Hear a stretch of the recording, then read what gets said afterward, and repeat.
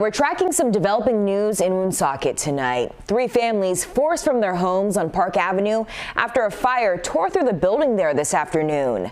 Thank you so much for joining us tonight. I'm Sheena Loshudo.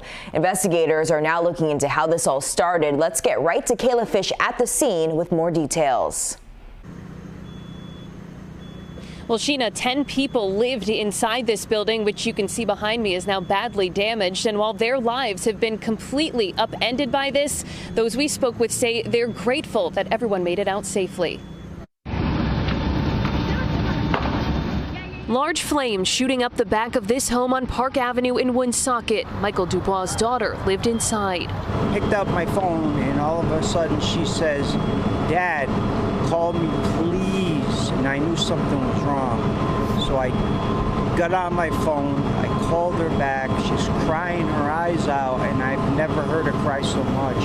She's like, "Dad, the house burned down, the house burned down." So he rushed to the scene, as did firefighters. We got multiple calls for a fire that was started, looked like outside maybe. So heavy fire showing from the back of the house. Deputy Fire Chief Robert Savini says the fire was under control within about 30 minutes. The wind, it was a little rough with the wind, and it went into the attic, so we had to cut a hole in the roof. Firefighters were still looking for some cats that had been inside, but the deputy chief says the 3 families who lived here made it out safely and nobody was hurt. Welcome news to Michael Dubois. It really brings me to tears, the fact that it could have been worse. It really could have. You know, if my children were in that fire and something were to happen, I wouldn't be able to handle it. Investigators could be seen going in and out of the building, working to determine a cause. They'll also figure out whether the home can be repaired.